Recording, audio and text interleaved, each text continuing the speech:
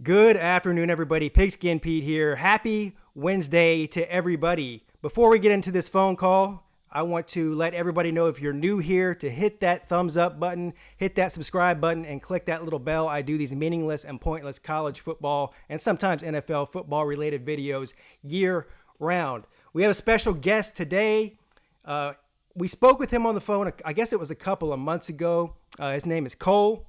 I don't know if he feels comfortable giving me, his last name out or anything, but we're just going to call him Cole, the Missouri fan from Missouri. And so welcome back, Cole. How you doing, sir? I'm doing good. How are you? Hey, I'm amazing and fantastic, but you already knew that. So the last time that we talked was, I guess it was, 2 or 3 months ago? Well before the spring game happened. I guess it was shortly after, still in the early stages of Kelly Bryant after his transfer. And we talked a little bit about Kelly Bryant in that offense. We talked a little bit about the schedule and all that, but a couple of different things I want to ask you today before we get into the spring game. I was doing a little bit of research on your boy, your head coach, Barry Odom, and I learned a couple things that I'm sure that you already know, being a Missouri fan, is that this guy, he's a Missouri guy. He played at Missouri, and he's been either a player at Missouri or on that staff in some way, whether it's recruiting or as an assistant coach or as a head coach for a total of 17 years. It's a long time. And this is what, his third year as a head coach? Yes, he's been the coach, I think, 3 years because he took over after Pinkel left in the middle of a year. All right, so he's been the head coach for 16, 17, and 18, though, if I'm not mistaken. Yes, I believe that is correct. Right. So I was looking at his record, his overall record as a head coach is right at 500, exactly. So I realize as a Missouri fan, or a fan of any team, forget Missouri, 500 doesn't cut it with the fan base for too long.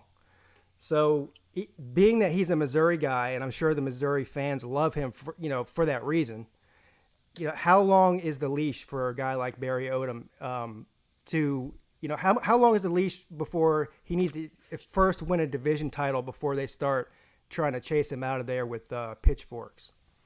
Well, I know he just signed a new contract with the team. Okay. Because people were happy with how Mizzou performed the last 2 years in November, as I believe we went undefeated at the end of the season. Yeah. It's kind of that middle seasons where everybody's like, all right, what are you doing? And then bowl games just can't. I think if he can't start winning bowl games, before we even talk about contending for the SEC championship, I think people just want to see a bowl win. Yeah, I got you. So you're much more reasonable than most fans. So you're willing to take it one step at a time instead of just going from 500 to division titles and possibly SEC titles. I just know that's extremely hard to do, especially in any Power 5 in any conference in general. I mean, that's extremely hard to ask for a team who has gone 500 to then, all right, you need to make it to the SEC championship game, especially with how well every team in the SEC is recruiting. It's hard to just say, you got this person, we expect you to be the best team now. Yeah, that's a good way to look at it, because when Dabo took over at Clemson, it took him 4 or 5 years to really get that thing rolling. And, there's a lot of people, a lot of fans out there from Clemson that were ready to hang him up after a couple of years. And if we would have done that, who knows where we'd be right now. We could be in Missouri's position. So I like giving the coaches a longer period of time instead of just trying to run them out of town after 3 and 4 years. So, all right, so you're on board with Barry Odom, and that's good to hear. I actually like him as a head coach, and I do think he's I always like the former players and former alumni coming back to coach their team. That's something that's always been appealing to me. All right, so we'll move on from Barry Odom to the spring game. Now, I actually watched the spring game a couple of days ago because I knew I was going to talk to you. So I went and watched it. So I at least had some, at least small bit of knowledge about what I'm talking about. And what I was really looking for was to watch Kelly Bryant. All right, let's not lie here. The defense is something that you can tell me about, but Kelly Bryant played an awesome spring game. I mean, I don't know what his numbers were, but I know at one point he was like 8 for 8 and a couple of touchdowns or something. But the thing I have it pulled up right now if you want to hear it. Yeah, go ahead. So throughout the entire day, he was 12 for 17 with 150 yards. He completed his first 8 passes, and he was 10 for 11 for 133 before he started having some incompletions. Yeah. The thing that I noticed the most, that stood out to me the most, what I was looking for as somebody who's seen Kelly Bryant play a lot of football, is we all know he's a good runner. We all know when the play breaks down, he can get out of the pocket and make things happen. A lot of times at Clemson, he would get outside of the pocket, and his first inclination was to tuck the ball and just take off because he's so fast and he's such a great runner. He didn't do that in this game. The play would break down, he would flush out of the pocket, but he kept his eyes downfield, and he actually threw some strikes. You know, they weren't like super deep balls, but they were over 15 and 20 yard passes.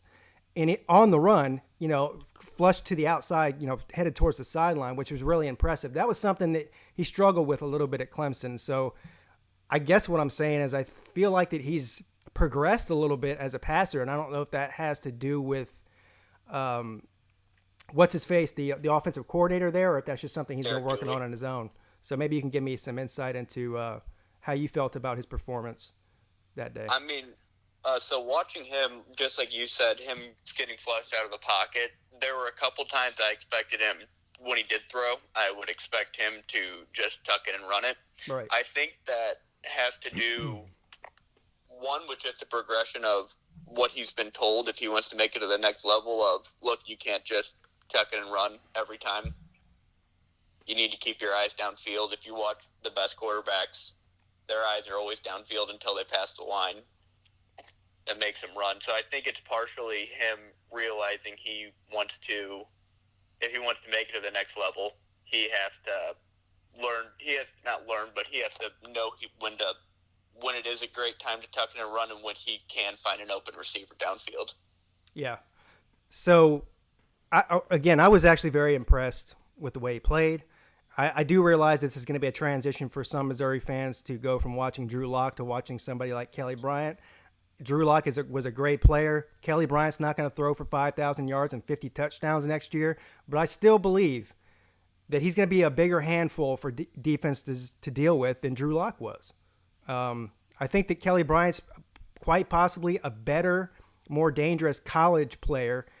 Now, I think when it comes to the pro game, Drew Lock is going to be a better pro. But this adds a whole new dynamic to the Missouri offense that you guys haven't seen in the past few years. So I think you're gonna be good. Listen, the running backs, I couldn't tell you a single one of their names, but in watching those plays that they ran, you've got a lot of speed on that offense. The receivers are super fast. Kelly Bryant's super fast, and every single one of those running backs, at least the ones I saw, are lightning fast and shifty. This could be a very dangerous offense just by speed and skill alone.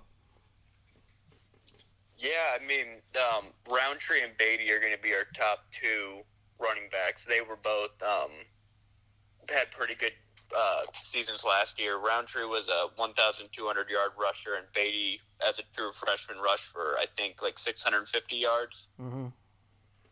We've lost kind of our power back, though. He went to the draft, so I don't know who's going to – I hope Roundtree steps up as kind of the up the middle back, because I believe Tyler Peete is quicker than Roundtree. Yeah.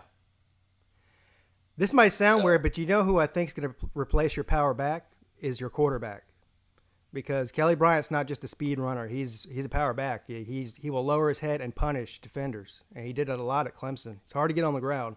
So I expect a lot of designed quarterback runs, these power plays where he's the lead guy. And that's not an ideal situation. Believe me, every time they did one of those power runs with Kelly Bryant when he was at Clemson, I held my breath because I didn't want to see him get hurt. But he was very effective at it. So I think that the offensive staff there is going to look at what he did at Clemson that was successful in the power run game, and they'll probably implement some of that into their offense, I would imagine. I imagine they have plenty of what am I trying to say? Plenty of,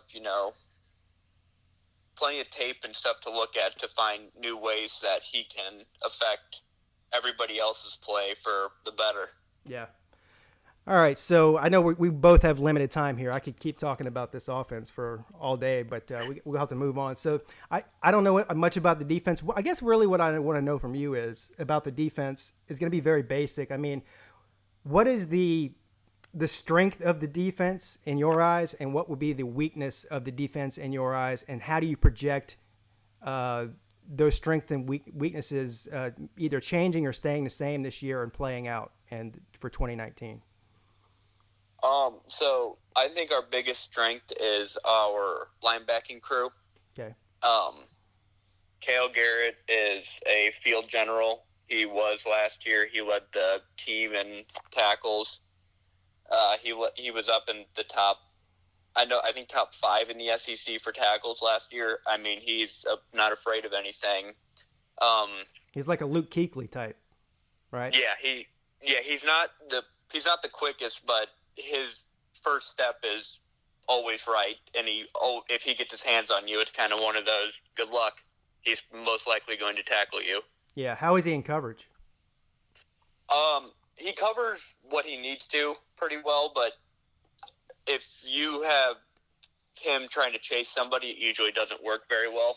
Okay, gotcha. He's more of a much better zone. He'll cover the middle if he needs to, like if a back springs out towards the middle. Yeah, so he's one of these guys that likes to keep everything in front of him, sort of, so to speak. Yes. Yeah. Okay. All right. So, what about the weakest? Well, if I hate to say the weakest, but what would you consider to be the weakest part of the defense? What position? I think just because losing Terry Beckner Jr. From last year, the defensive tackles, I'll be interested to see on who will step up and kind of be the next Missouri guy to go through the defensive line. Mm-hmm. But just because I'm not sure on who's going to be the one to make that step, I'd say that's the position I'm most unsure about, would be defensive tackles. Yeah. And that's a big deal because I consider that maybe to be the most important position on defense, especially in the SEC, but really in all of college football, because you got teams out there like Georgia and Florida. They're going to have elite running games, and you need that defensive tackle to be able to mitigate that.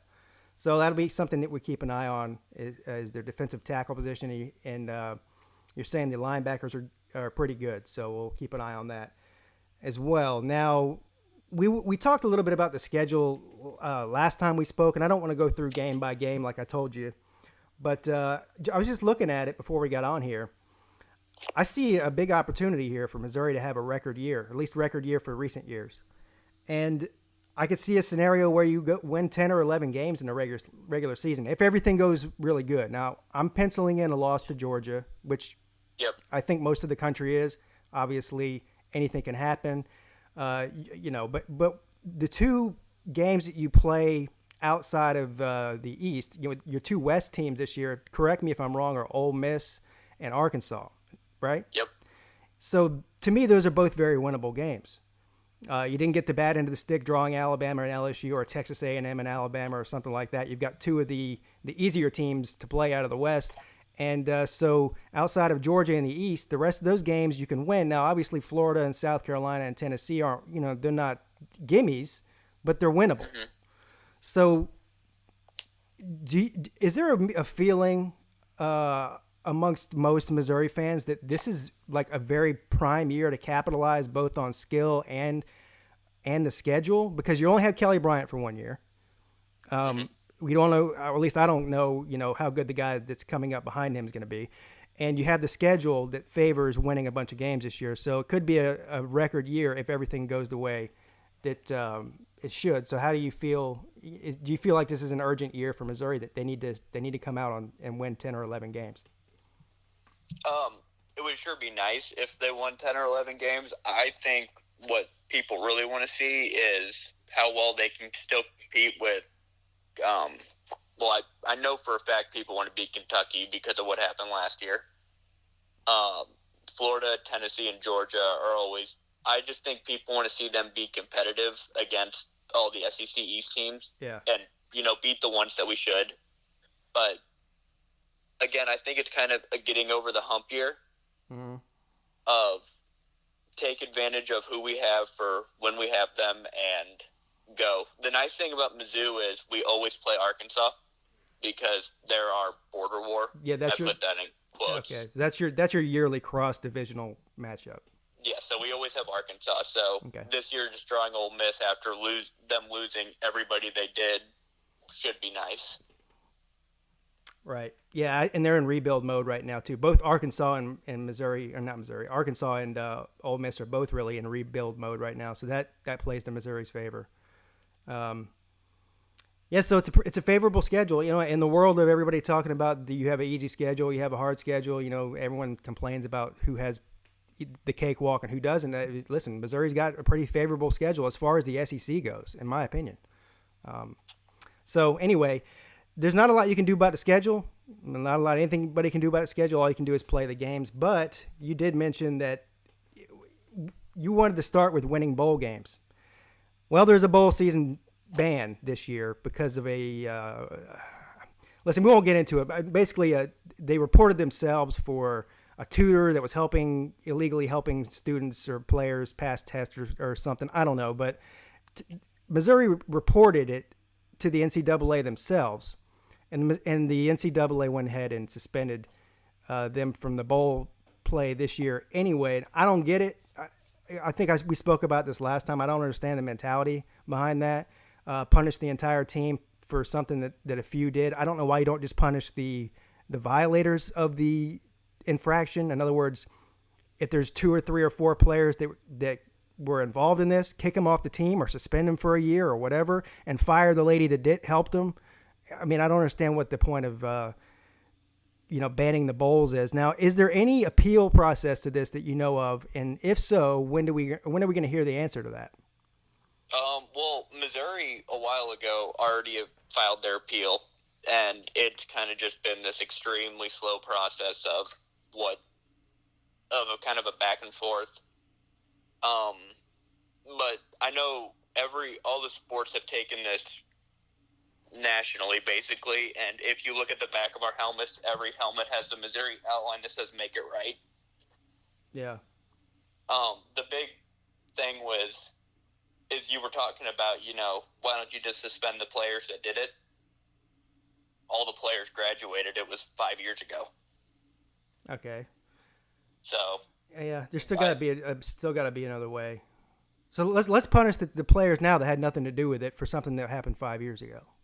Exactly. And listen, it wasn't even the same head coach, right? I mean, Odom wasn't the head coach then. No, so it wasn't even the same head coach. It wasn't the same. The only thing that was the same, I think, was the athletic director. I mean, they'd be better off if they want to just punish the Missouri athletic department, just fine them. I mean, my point here is the NCAA is extremely inconsistent, and it just doesn't make any sense. The punishment doesn't fit the crime, and they got to come up with some better way of handling these type of things. They just don't make much sense to me, and it's not good for the sport to handle it that way. No, I don't think it's good because I mean you're just punishing people that have nothing to do with anything. And of this sort. Yeah, and I'll leave it with this, because this is the thing that bothers me the most, is that Missouri came out and they reported themselves on this matter. And so anytime a team in the future wants to come out and report themselves and tell on themselves, essentially, what motivation do they have to do that now? Because they say, well, look what happened to Missouri when they self-reported themselves. So why do it? Yeah. I agree. You'd think that you would be rewarded, or not rewarded, but yeah, just fined or something. Your punishment would be less if you told the truth on what happened instead of, getting the whole book thrown at you, because we can't do anything in any sports this year. Yeah, exactly. Or next year. That's so it's 2 years? No, so it's this year, but it's all. Oh, I got you. So it's all of 2018 and 19. Yeah, so baseball, I don't think can do anything. Basketball, nothing. Football, nothing. I got you. Yeah. All right. Well, that's unfortunate, but we'll see what happens with the appeal. Maybe the next time we talk, it'll have been overturned or something, which I doubt.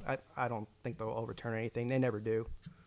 No. But all right, man. Well, listen. I wish we had more time to talk. We'll talk again, hopefully before the season starts. I'm going to try to get on a bunch of different fans from different teams, and sort of right before the season starts, so everything's fresh and exciting, and we can talk more about. And plus, after that, by that point, we'll have full practices, fall practices, and we can talk about some of the standout players and stuff. So I want to thank you for calling in, man, and we'll talk again here very soon.